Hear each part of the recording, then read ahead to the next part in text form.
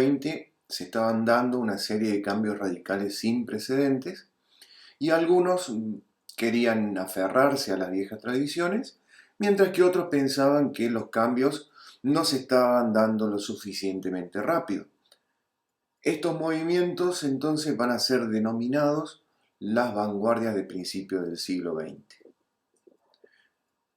Hacia 1909, Filippo Marinetti funda en Milán, junto a otros artistas, el futurismo, que es una de estas vanguardias que son partidarias de que los cambios realmente ocurran ya, que ocurran ahora, rápido. El futurismo entonces va a rechazar todo lo que implique una referencia al arte tradicional, al arte convencional, y el medio que va a considerar necesario para implementar justamente los cambios que ellos pretendían es la guerra. Ellos glorificaban todo lo que tuviera que ver con la máquina, con la tecnología, con la velocidad, y querían que estos cambios realmente ocurrieran en muy poco tiempo.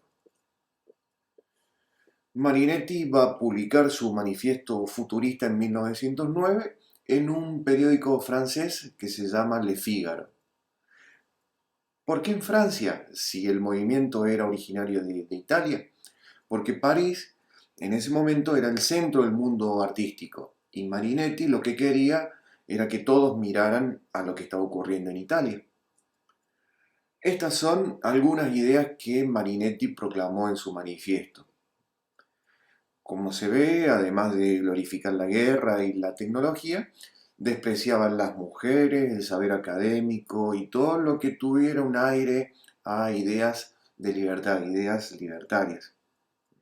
Como se ve, es un discurso de odio muy violento.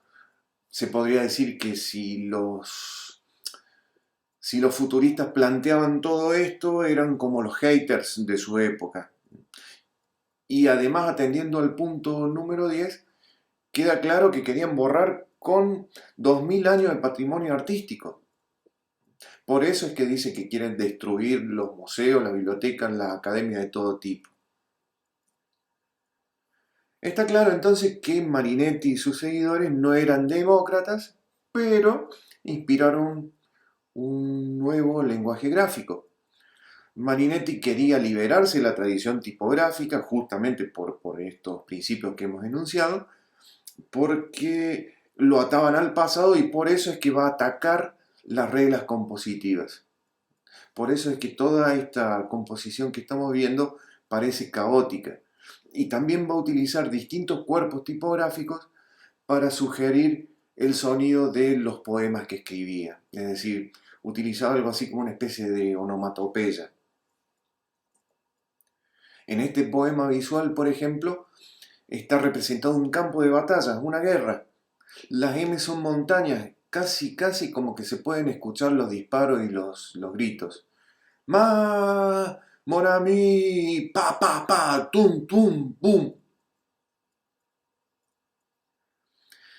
Entonces, el futurismo odiaba las formas clásicas. Sus formas eran caóticas, eran energéticas y la tipografía era prácticamente ilegible. Este afiche de Carrá muestra claramente todo el dinamismo que le querían imprimir, que era un reflejo de aquello que admiraban, los trenes, los autos veloces y demás. La tipografía también tenía que ser dinámica, entonces la prioridad en la composición, ¿cuál era? La energía y la velocidad. También apelaban al collage de diferentes fuentes en una misma obra, mezclaron todo a propósito. Imágenes, tipografía, pinturas, dibujos, elementos de distinta naturaleza. En el caso de Fortunato de Pero, él va a llevar estas ideas al arte comercial. En el afiche de la derecha, por ejemplo, se pueden ver el uso de diagonales que se cruzan, la sombra proyectada y la perspectiva para crear ese dinamismo y la profundidad tan marcadas. Al comenzar la Primera Guerra Mundial en 1914, muchos futuristas se van a enlistar y van a morir justamente en el campo de batalla. Eso de alguna manera impacta en el movimiento, pero continúa en las décadas siguientes, y sus adherentes, por esta cuestión ideológica, van a ser partidarios y van a apoyar los movimientos fascistas de Hitler y Mussolini. Sin embargo, como movimiento de ruptura, uno puede pensar que allanó el camino a otras corrientes vanguardistas que se iban a suceder posteriormente. Incluso hoy sigue influyendo, y si vemos la película Blade Runner de 1982, podemos ver influencias del futurismo en el diseño de esta ciudad justamente del futuro. Otra vanguardia, en este caso opuesta al futurismo, es el dadaísmo, que tiene su origen en una reunión que se dio en 1915 en Suiza, de un grupo de artistas y diseñadores que se unieron para oponerse justamente a la Gran Guerra, la guerra de 1914, la Guerra Mundial, la primera. Ellos cuestionaban lo racional como camino a la felicidad de la sociedad, y se podría decir que si los futuristas eran los guerreros, los dadaístas eran los hippies pacifistas. Duchamp es uno de los exponentes destacados. Es muy famoso por esta escultura que se llamó La Fuente, que básicamente es un mingitorio rotado 180 grados, y él va a utilizar justamente el arte para ridiculizar una sociedad burguesa que, a su manera de ver, había perdido completamente el rumbo. No se sabe bien de dónde proviene, cuál es el origen del nombre Dada. Quizás, y es lo más probable, no haya tenido absolutamente ningún sentido.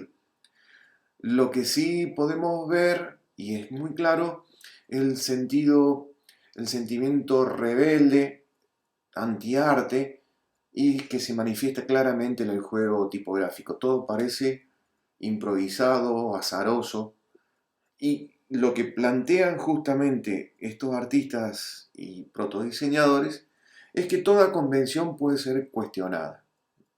No hay reglas fijas, no hay nada que sea eterno. Este movimiento va a profundizar en realidad el experimento futurista con la tipografía y el fotomontaje. ¿Qué le va a sumar? Fundamentalmente espacio negativo, interlineado, interletrado, unos conceptos que hoy ya nos parecen bastante asimilados en el campo del diseño gráfico, pero que eran novedosos en este contexto, en esta época. ¿Qué va a ocurrir? Producto de esta experimentación, el dadaísmo va a llevar la tipografía a los límites de la legibilidad, pero sin alterar las formas tradicionales de la letra. Eso no lo tocan. En realidad, la funcionalidad, la legibilidad, no era algo que les preocupara, para nada. El norte estaba en la experimentación, era básicamente un experimento tipográfico. Lo que podemos decir del dadaísmo es que, a diferencia del futurismo, va a durar un poco menos, su vida va a ser más reducida, y para la Segunda Guerra Mundial el movimiento ya estaba prácticamente agotado. Algunos dadaístas se van a hacer surrealistas o van a abordar otras vanguardias que estaban en curso, y otros van a llegar incluso a morir en los campos de concentración, porque para los nazis producían arte degenerado.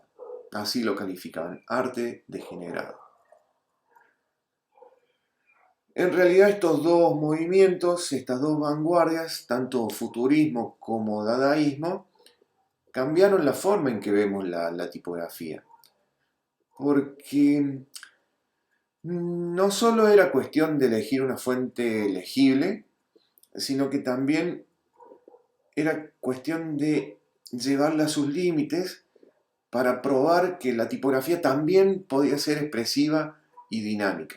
Y cada vez que nosotros elegimos una fuente en nuestra compu para establecer un clima o generar algún tipo de juego tipográfico, nos estamos referenciando en estas dos vanguardias.